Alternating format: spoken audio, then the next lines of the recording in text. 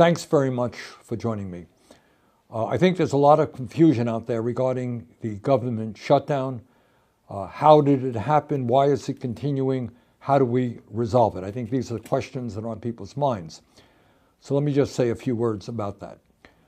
Without boring you about Senate rules, the shutdown took place 5 weeks ago because the majority party, in this case the Republicans, need 60 votes in order to pass a government budget.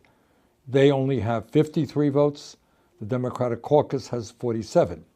And what has always happened under these circumstances is that the majority party sits down and negotiates with the minority in order to get the 60 votes.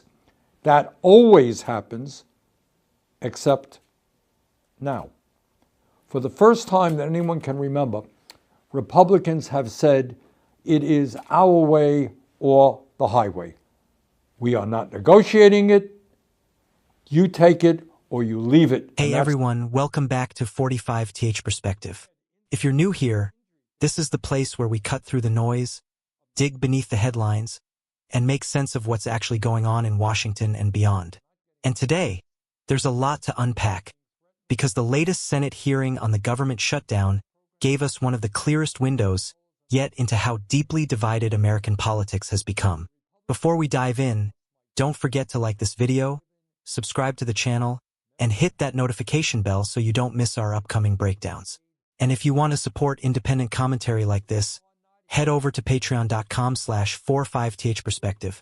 You can become a member for as little as $5 a month. Your support helps keep this channel running and keeps our analysis free from corporate or partisan influence. Leave it, and that's the way it is. And then, to add insult to injury, to make it clear that they have no intention of negotiating, unbelievably, at a time when federal employees are not getting paychecks, when kids are being threatened without getting the nutrition they need through the SNAP program, when air traffic controllers are not being paid, in the midst of all of that, the Republican Speaker of the House, Mike Johnson, has given his members of the House of Representatives, a 6-week paid vacation. Incredibly, they are not here in Washington, D.C. They are home. God knows doing what. So in the midst of a government crisis, what the Republicans of the House have said, you don't have to come to work. I mean, that's really quite unbelievable. So what are the issues that need to be negotiated? When we talk about negotiations, what are we talking about? And let me tell you what they are. If Democrats, and myself as an independent, were to agree to the Republican clean resolution, it would mean that over 20 million Americans would see a doubling in their health care premiums through the Affordable Care Act. 20 million. That's on average. In my state of Vermont, I'm hearing from people who are looking at a tripling or a quadrupling of their health insurance premiums. People cannot afford that. And as a result, people will lose their health care. Further, if we were to agree with the Republican proposal to pass their clean resolution, it would mean that 15 million Americans will next year be thrown off the health care they currently have, because in Trump's big, beautiful bill, the Republicans made massive cuts to Medicaid. And there are studies out there, and this point is not being made enough. There are studies out there that show that some 50,000 of our fellow Americans, lower income and working class people, will die unnecessarily every year because of that reality. 15 million people being thrown off their health care. It would also mean, if I voted yes to open the government tomorrow, that nursing homes, rural hospitals, community health centers will be devastated because of cuts in government funding. They will have to, in some cases, close down, and in other cases, just limit the number of people they can provide health care to. And by the way, I should mention, as many of you know, that all of those massive cuts to Medicaid and the Affordable Care Act were done for one reason, and that is to give $1 trillion in tax breaks to the top 1%. Well, You may disagree with me, but I happen not to believe that Elon Musk, worth $500 billion, or Jeff Bezos, or Mark Zuckerberg, or Larry Ellison, or the other multi-billionaires need a tax break which results in millions of people losing their health care. Just think about it. Tax breaks for Elon Musk and people losing the health care they need to stay alive. Doesn't make a lot of sense to me. Now, for those of you who may be following inside the Beltway politics, you may have heard that there are certain negotiations going on between moderate Democrats and Republicans. And I must tell you that I am strongly opposed to the proposal that is being floated about. What the proposal suggests is that Democrats will be given the opportunity to write their own bill to extend the tax credits for the Affordable Care Act, and that they will be able, that the Republican leadership will give them a vote on it. In exchange, they will vote for a Republican proposal to reopen the government. Sounds good. Good idea, right? It is not. The devil is in the details. The Republicans would agree to Democrats writing a health care bill because they know that even if that proposal were to pass here in the Senate, it would go nowhere in the House. House would not entertain it. And if by some amazing chance it were to pass in the House, Donald Trump would veto it. So in other words, it amounts to an empty gesture. Some of my colleagues would feel great. They can go back home and they say, you know what, I cast the vote. Here's the bill that I voted for, great bill. It would have prevented your health care premiums from doubling. It would have prevented millions from losing their health care. Hey, I'm a great guy. But they understand that that bill was doomed to go nowhere in a hurry. It would do absolutely nothing to protect the health care needs of the American people. And that is not something that I can support, nor should any other member of the Senate. Now, as some of you know, importantly, there were elections yesterday all across the country, significantly in New Jersey, in Virginia, in New York City, and elsewhere. And the reality is that from one end of this country to the other, from California to New York, Democrats did very well. And there are a lot of reasons why people win elections, that's for sure. But one of the reasons, in my view, is that people are sick and tired of the Republican attack against the working families of this country. And the reality that Republicans would double their premiums, throw 15 million people off of health care in order to give tax breaks to the very richest people in America. That is not a message, frankly, that resonates any place in America. That's what the Republicans had to defend. And you know what? The American people said, no way, you're wrong. Even Donald Trump, interestingly enough, just acknowledged this morning that the shutdown has been, quote, worse for us Republicans than for them. And that Republicans are getting killed. That's Donald Trump. And he's right. He's right. The Republicans are getting killed because the American people, understandably, can't afford to see a doubling in their health care premiums in order to give tax breaks to billionaires. That's why the Republicans are losing on this issue. And it's not just yesterday's elections. Poll after poll says the same thing. People are holding Republicans accountable for the shutdown because they refuse to negotiate to protect the health care of millions of Americans. Now, I want to see the shutdown ended as soon as possible, and so do you. It is hurting a lot of people. And what we desperately need, is an agreement on legislation that will really and truly protect the health care needs of the American people. And that legislation that we agree on, the proposal that we agree on, must have a guarantee that it will pass the House and that it will be signed by the President. Otherwise, it is a meaningless gesture. That is the commitment that we need. So in this very difficult moment in American history, when working families are under attack, when the billionaire class has never had it so good, when we are moving every day toward authoritarianism under a president who wants more and more power for himself, we have got to stand tall. We got to represent the needs of the working families of this country. That's what yesterday's election was about. That's what they want us to do. And to fold right now, to give in to the Republicans, despite massive opposition from the American people, would be a serious, serious mistake. All right, let's get into it. So, this Senate hearing was meant to address what's now become a 5-week government shutdown, one of the longest and most consequential in recent memory. The big questions hanging in the air were, how did we get here? Why is it still going on? And what's the way out? The opening statements in the hearing painted two very different pictures. On one side, you had Democrats and independents arguing that this shutdown is the direct result of Republican leadership refusing to negotiate. On the other side, Republicans defended their position by saying they're holding the line on fiscal responsibility and trying to stop what they see as runaway spending and flawed healthcare policies. In the middle of it all is a deadlocked government, hundreds of thousands of unpaid federal workers, disrupted services, and an increasingly frustrated public. Now, one of the most striking testimonies came from Senator Bernie Sanders.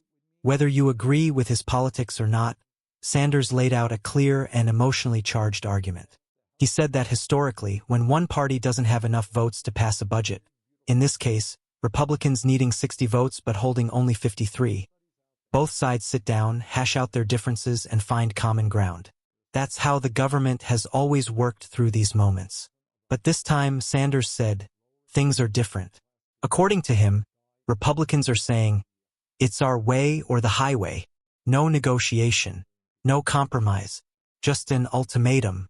And that, he argued, is why we're 5 weeks into a shutdown with no end in sight. To make matters worse, Sanders pointed out something that hit a nerve with a lot of Americans. During this crisis, House Speaker Mike Johnson reportedly gave members of the House a 6-week paid recess. While federal employees were missing paychecks and families were struggling to cover essentials, lawmakers went home with full pay. Sanders called it unbelievable. And honestly, a lot of Americans across party lines might agree. It plays right into that perception that politicians live in a different world, one where they don't feel the pain their policies create. Now, the crux of this hearing, and really the whole shutdown, revolves around healthcare funding. Specifically, whether to renew key provisions of the Affordable Care Act, known as the ACA, and how to handle Medicaid. Here's the sticking point. Sanders said that the Republican proposal, which they're calling a clean resolution, would in fact not be clean at all. He argued it would result in healthcare premiums doubling for 20 million Americans. In some states, he said, premiums could triple or even quadruple, putting basic healthcare completely out of reach for working families.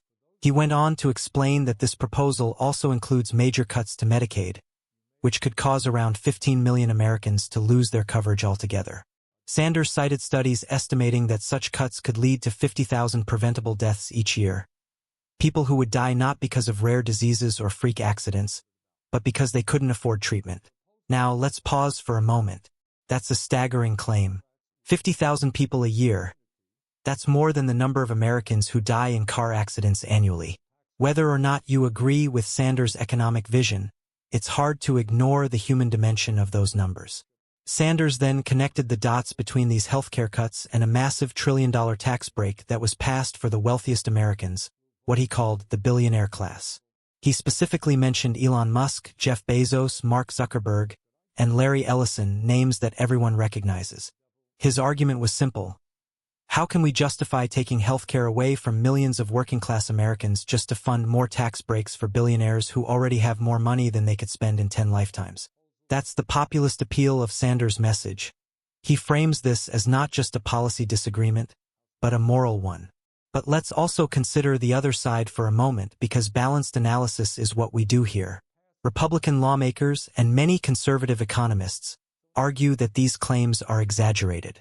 They say the goal isn't to strip people of healthcare, but to rein in government spending and reform what they see as an unsustainable system. They argue that the ACA has driven up costs in the long term, limited competition among insurers, and forced people to buy coverage they don't want or can't use. From that perspective, the so-called clean resolution is about fiscal discipline, about keeping the government from spending more money than it has. And they say that tax cuts for the wealthy weren't giveaways, but investments designed to stimulate the economy, encourage business expansion, and create jobs. Now, whether that trickle-down logic holds up in practice is another debate. Critics point out that corporate profits and executive pay skyrocketed after those tax cuts, but wages for most workers barely budged. So the results have been mixed at best. Still, Republicans argue that America can't keep writing blank checks, especially at a time when the national debt is climbing past $34 trillion. They believe the government must prioritize, and that includes reconsidering the scale of programs like Medicaid and the ACA. So we have two fundamentally different philosophies colliding here. One side believes the government should guarantee basic needs like healthcare and fund it through progressive taxation. The other side believes government should step back, let the market function, and avoid creating permanent dependency. And right now, that philosophical divide is keeping the entire federal government frozen. In the hearing, Sanders also addressed a rumored bipartisan proposal that was being floated around Capitol Hill, one where Democrats would get to write their own healthcare bill, extending ACA tax credits, in exchange for voting with Republicans to reopen the government. At first glance, it sounds like a compromise. Democrats get their healthcare bill, Republicans get the government reopened. Everybody wins, right? Not quite. Sanders called it an empty gesture. He pointed out that even if the Senate passed such a bill, the Republican-controlled House would never bring it up for a vote. And even if, by some miracle, it did pass both chambers, former President Trump has made it clear he would veto anything that restores or expands the Affordable Care Act. In other words, Sanders argued it's a setup, a way for some moderate senators to look like they did something while knowing their bill would never actually become law. He said it lets politicians go home, hold town halls, and tell voters, "Look, I tried. I voted for healthcare reform." But in reality, it wouldn't change a single thing. And honestly, that's one of the biggest frustrations people have with Washington. So much of what happens there feels performative, about political optics, not real outcomes. Sanders wrapped up his remarks by pointing to the recent elections that took place across the country, in Virginia, New Jersey, New York City, and elsewhere, where Democrats performed surprisingly well. He interpreted those results as a sign that Americans are rejecting the Republican message of cutting social programs to fund tax breaks for the rich. And interestingly, even Donald Trump reportedly acknowledged that the shutdown has been worse for Republicans than for Democrats. That's a rare moment of candor, but it shows that even within the GOP, there's recognition that this strategy may be backfiring politically. Poll after poll seems to confirm it. The public is mostly blaming Republicans for the shutdown. And for good reason. They control the House, they initiated the standoff, and they've refused to negotiate. Whether that's entirely fair or not, perception in politics often matters more than technical truth. Now, to be fair, there's a legitimate debate to be had here. The federal government is bloated. There's waste, redundancy, and inefficiency in nearly every department. A serious conversation about spending priorities is long overdue. But shutting down the government isn't how you have that conversation. A shutdown doesn't make Washington leaner. It just makes ordinary people's lives harder. It delays small business loans, freezes paychecks, disrupts food assistance, and weakens public confidence. It's like trying to fix your car by taking a hammer to the engine, dramatic, but not productive. So when Sanders says the government needs to reopen with a real healthcare guarantee in place, he's not just being political. He's echoing what millions of Americans are feeling, that these standoffs have real consequences, and that political games are costing people their stability, their pay, even their health. At the same time, there's also a warning in his words about how power is being concentrated. He spoke about the broader trend toward authoritarianism, a president referring to Trump who wants more and more power for himself. Whether you agree with that assessment or not, there's no denying that political polarization and executive overreach have been growing problems for decades under both parties. When one branch refuses to compromise, or when leaders use crisis as leverage instead of seeking solutions, democracy itself starts to erode. People lose faith in institutions. They stop believing their votes matter. They tune out, or worse, they turn against the system entirely. That's the real danger here. This shutdown isn't just about numbers on a spreadsheet. It's about trust. Trust in government, trust in leaders, and trust that the system can still function. So what does all of this mean for everyday Americans? If you're a federal worker, it means uncertainty about when your next paycheck will come. If you rely on programs like SNAP, it means anxiety about whether food assistance will keep flowing. If you run a small business that contracts with federal agencies, it means financial stress and lost revenue. But beyond that, it's about the broader direction of the country. Are we moving toward a system that prioritizes billionaires and corporations, or one that invests in the health and security of its citizens? To be clear, there's room for nuance here. There are valid concerns about government overspending. There are legitimate critiques of how healthcare is managed and funded. But we can't have those debates honestly if the government itself isn't functioning. The hearing ended with Sanders urging his colleagues not to fold. He said Democrats and independents must stand firm, not accept meaningless gestures, and demand a real, enforceable commitment to protect health care for millions of Americans before agreeing to reopen the government. In his words, to give in now, despite massive opposition from the American people, would be a serious mistake. Now, that's one perspective, but it's worth asking, what happens if the shutdown drags on another 5 weeks? At what point does holding the line become self-defeating? Because while both parties are digging in, it's regular people who are paying the price. Maybe the real test here isn't about which party blinks first, but whether Washington can still govern responsibly at all. Can leaders compromise without betraying their values? Can they find solutions that don't punish the people they're supposed to represent? That's the deeper issue this hearing exposed, and it's one that's going to define not just the shutdown, but the next election, and maybe even the future of American democracy itself. So where do we go from here? Ideally, toward dialogue, transparency, and genuine problem-solving. The Senate needs to craft a bill that doesn't just reopen the government for a few weeks, but addresses the core dispute over healthcare funding. The House needs to return from recess and do its job. And the White House, whoever's in it, needs to remember that leadership is about accountability, not deflection. The hearing made one thing clear. Americans are tired of being pawns in political chess games. They want results. They want their government back at work. At the end of the day, this isn't about party lines, it's about priorities. If our system only works for the top 1%, then it's failing the majority. And if compromise is treated as weakness, then progress becomes impossible. So here's the takeaway. The shutdown is more than a budget dispute. It's a reflection of where we are as a nation, divided, frustrated, and uncertain about who's really fighting for us. But understanding these dynamics, hearing the arguments from both sides and looking at how they affect real people, is how we start to bridge that divide. And that's what we'll keep doing here on 45th Perspective. Thanks for watching, and if you found this analysis useful, make sure to like, subscribe, and share. And finally, I'd love to hear from you. What do you think about the government shutdown? Do you agree with Sanders' take that this is about healthcare and billionaires?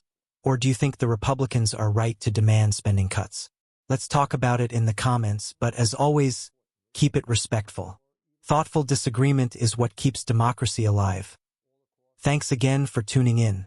This has been 45th Perspective, where we look at the facts, weigh the arguments, and keep the conversation grounded. See you in the next one.